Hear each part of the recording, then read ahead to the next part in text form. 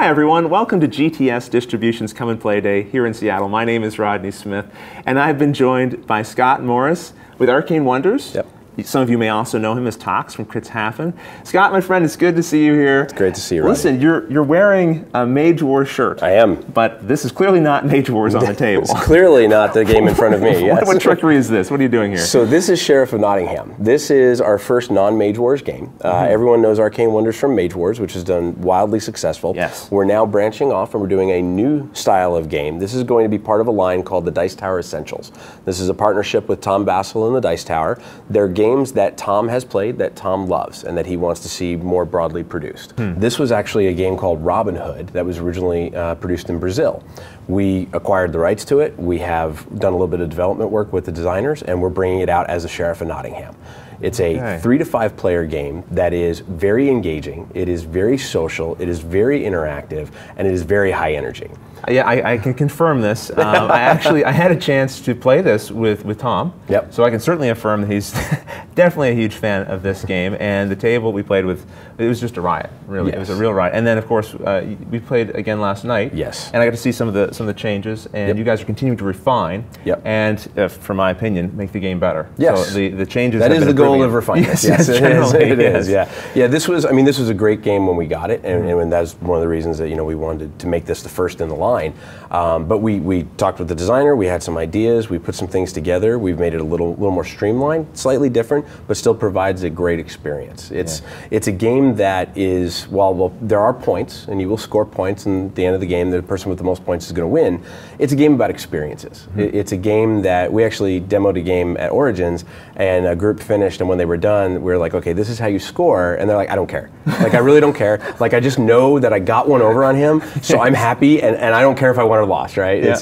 It provides a moment in time where you can kind of get one past your buddy, do maybe totally truth-telling and get something by them, or completely lie and be deceitful and get something by them. So there is some deception in this game. So tell me how that works. What's the idea here? What are we doing? So the idea of the game is that the Honorable Prince John is coming to Nottingham. Right. And we are players that are merchants. We see this as an opportunity. We could bring our goods into the city and sell our goods to make a profit. Right. However, to get into the city of Nottingham, you have to go through the front gate. And who's at the front gate?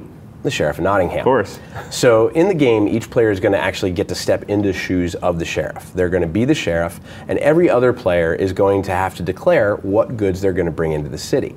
It could be very simple. It could be, hey Sheriff, I have 3 bread. Or, hey Sheriff, I have 5 apples. The problem is, as you can tell, not everyone is going to tell the truth. Terrible. Because aside from the legal goods you can bring into the city to get points and money for, you also have contraband that the sheriff is on the lookout for. And if you get caught with contraband, that's really bad. Right, so we have some of these items here, right? So Yep. we have like the legal things, like the apples and the bread, the cheese, and the chickens. Yep. But there are also some contraband items as well, like the mead. Yes, right? there are illegal goods that the sheriff is always on the lookout for. So you're going to have like this hand of cards in front of you, and there may be some good stuff, maybe some bad stuff in there, some mixture illegal of things, everything. and you're going to pick Yep. what you want to put into your sack. This is one of the big components of the game. Yeah, so this is a prototype. Everything you see here in front of you is all in prototype. But the actual final game is going to have sacks or bags that will have little snap closures. Right. There's a moment of no return. When the dealings are happening, after I've declared to you as the sheriff, these are the goods I'm bringing into the city, there then becomes a kind of a bidding or a negotiation phase. Sure. You can do any kind of negotiation you want. I could tell you as the sheriff, hey, I'll give you 5 gold to let me through and not even pay attention to me whatsoever. Right. You can get really dastardly and you can say, I'll give you 10 gold to look in his bag and totally leave mine alone. You can start to get a lot of different things. Once you have goods in front of you, you can actually even trade goods as well. You could say, hey, I'll give you 2 gold and an apple to not go in. And at the end of the game, there are majority bonuses based on who has the most of a certain type of good. So that can get really aggressive and very exciting too about, well, I'm behind in apples, you're ahead in apples. If I could get a couple of apples from these guys as I'm the sheriff, I could get ahead. So there's a good layer of strategy and a great layer of fun involved with that. And I think one of the things that I liked is that there's a time limit on these negotiations, right? Because you could end up in a situation where people are just negotiating endlessly, and that might be fine for the 2 people who are negotiating. Sure, the rest of the people at the table might get a little dry for them, exactly, right? Exactly. We actually have a timer where the sheriff will have 1 minute per other player in the game. Right. So in a 5-player game, the sheriff's going to have 4 minutes. And that sounds like a lot of time. It's not, as you can attest to. Yeah, it goes fast. And what's neat about that, what I thought was interesting, because the first time we played, we didn't have the timer. What was interesting is, now even when I'm not negotiating with the sheriff, I may be sitting there, and I'm not sure what the sheriff's going to do, but he's busy dealing with the other person. I'm kind of happy. Because that timer's running out. Maybe he won't even get to me. That's right. Keep talking. Keep going. And I'm just going to push my little cart. That's right. It's a busy front gate, right? Nottingham's a bustling city, so you don't have all the time in the world. Okay, well, listen, do you think we could just sort of do a little sample turn here? I think that would be great, Okay. Because normally you play, what's the number of players? It's a 3 to 5 player game. It plays in about 45 to 60 minutes. Like we mentioned, there is a timer, so you're going to have a certain amount of time in between. You don't have to play with a timer. We suggest it, though, because like we said, it kind of progresses it along, but it is an option. But yeah, it's about 3 to 5 players in about 45 to 60 minutes. Okay, so we'll just kind of, as 2 players, we'll just give an illustration of what it might look like for someone trying to get through the gate. So I have a hand of 7 cards, right? Yes, and I won't look, I'm going to be the sheriff. I appreciate that. I will be the sheriff, Now, I do have an opportunity, right, I believe, to, like, if I want at the start of a round, to throw out some of the cards. Maybe I want to show you, hey, look at these illegal goods I'm getting rid of. You can trust me. I would only want to take good things through the gate. But I'm happy with my hand here. There is some great like psychological bluffing with that, because whenever you discard at the beginning of your turn, you could choose blindly from the top of the deck, or you could choose from a discard pile. So you could potentially discard a couple of cards and take 2 or 3 apples, let's say, off the discard pile, and I see you do that. And then all of a sudden you may declare, hey, I have 4 cheese, and I'm like, wait a minute, I just saw you take 3 apples. This math doesn't work. What are the odds of this happening, right? Exactly. Because there are different proportions of the different types as well, right? There are, there are more apples than bread and cheese, and there are more bread and cheese than there are chickens. So if someone's claiming to have a lot of apples they're bringing through, you might go, okay, well, that's a little more reasonable than some of the other goods. Okay, well, listen, I promise you, Sheriff, I don't want to, I would never lie. I would hope not. As friends. We are friends, No, exactly. So I have to declare how many, I always have to be truthful, how many. Be truthful about the quantity of cards. But not what kind. That's correct. So listen, I've put in here 4 cheese. 4 cheese. And I'd like to bring my 4 cheese through the gates to Prince John. He loves his cheese. He does love cheese, yes, the royal fromage. And you wouldn't want, listen, Sheriff, you would not be the one, to prevent Prince John from getting his cheese. I would hate to be that person. No, listen, you wouldn't have to explain that. I do have goals to become more than sheriff in life. So. Right. Bring in the cheese. Listen, we'll share the glory there. Let me through. Now, in a normal game, we're going to have at least one other player and multiple people. So a lot of things could happen right here. Somebody could immediately look, and we could be progressed in the game where you may have a majority of the cheese already, and people could be like, whoa, I don't want Rodney doing that. I do not want Rodney becoming the cheese king of Nottingham, right? So they may immediately come to me and say, you know what, Scott, I'm going to give you 10 gold to look in Rodney's bag. Which then I could turn around and go, Rodney, that's a good deal. So, I trust you. We are friends. I suggest you maybe make me a little bit of an offer to help me out here. If you could potentially grease the palms of the sheriff, you could potentially get into the city clear and free. Listen, I don't want to waste your time here. You're a busy man. Great You've got a lot of things. And I have other people's bags to inspect. You do. Yes. So listen, why don't we just cast your knowledgeable eye off of me for a little bit? How about, I know the 10's kind of stiff. 10's stiff. Very stiff. What if instead, would you be agreeable to 5 gold? 5 gold. Yes. Gold. I, as a player, also on different turns, other people are going to be the sheriff. I need apples. I'm kind of running low. I only have 1 apple, and I need apples. Perhaps if you gave me 5 gold and an apple, I might be willing to turn an eye to the other side of the gate. Okay. Well, right now I do have the majority in apples. I would lose my majority. You would. You could make it up later, though. Just 1 apple. Just 1 apple and 5 gold, and we'll let you through. Okay. Fair deal. I think that's fair. All right. What a gracious sheriff. Thank you. It was a pleasure doing business with you. Please enjoy your apples and your gold. I would get my apples and I would get my gold. Now, a big thing for me at this point is now I have more apples than you. You know you've given up the majority. I have.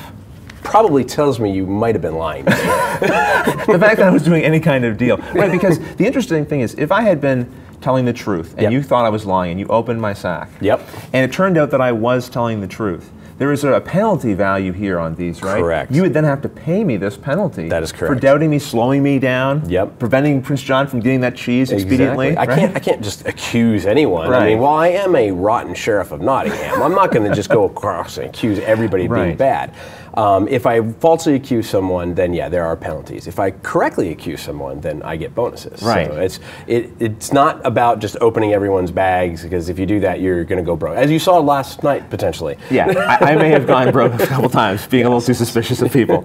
So I don't have to show the sheriff if I had contraband goods. I just placed them face down here. That is correct. I know that they're contraband because you're placing them face down, but now I know that he's a dirty, filthy, rotten liar. Yes. So he said 4 cards that were cheese. He just put 2 cards down as contraband. I did have some cheese. And you did have some cheese. I had some cheese. Apparently some of it was not legal cheese. I might have traded some of the cheese on the way to town for some mead or fell something. Out of the sack on the way. It's a bumpy road on the way to Nottingham. I didn't mind giving up my majority in apples because now I knew I was going to have a majority in the cheese. And you always have time to get your apples back. Right, yep, exactly. The game's going to go a little longer, right? Lots of ebb and flow, lots of give and take, and a lot of great negotiation moments. And it's moments like this where you look at your friends, and you've known people for a long time, and you're looking them in the eye, and they're like, all right, I trust you. I trust you. And then they whip out contraband. You're like, no! You're like, yes, exactly. That's exactly what happens. And when you sneak it through, it's very rewarding. Very it feels good. rewarding. Oh, good, I made it. You know, and when you get caught red-handed, you feel like so guilty. And,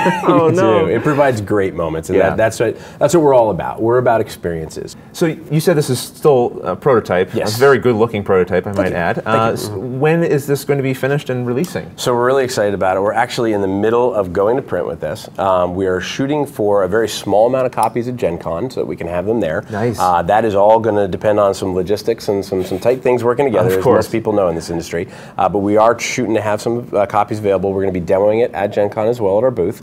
We're at booth 743. And then probably maybe about 30 days after Gen Con, we're shooting forward to have it on store shelves. So we're really excited. I think it's going to be something that a majority of people are going to look at, fall in love with immediately. It's a theme most people recognize and can internalize really quickly and provide a lot of fun. Yeah, one of my favorite childhood stories. And I think it's a good release for Gen Con if you can get it there, because it's one of those games easy. You'll see people in the hallway playing this. I have no doubt of it. Right? Yes, it'll be late nights at the Hyatt and lots of yelling. Well, listen, this, of course, we did say Mage Wars. Yes. It's another game, of course, Arcane Wonders produces. Have you got some new things coming for that as well? Yeah, so we just, at Origins Game Fair, we did a pre-release for Forged in Fire, which is our latest expansion. That includes a new alternate warlock and an alternate warlord that enters into the arena. That will also be at Gen Con. We'll have that available. It's a Spell Tome expansion. Later this year, we've got 2 things that we're really excited about. We have our first line of Battlegrounds, which are going to be modular board tiles that come with a scenario. So if you're tired of a 3x4 board and you want to do something asymmetrical or something different, you're going to be able to puzzle cut and put those tiles together however you want. All right. And then even more exciting, it's going to come with a domination scenario.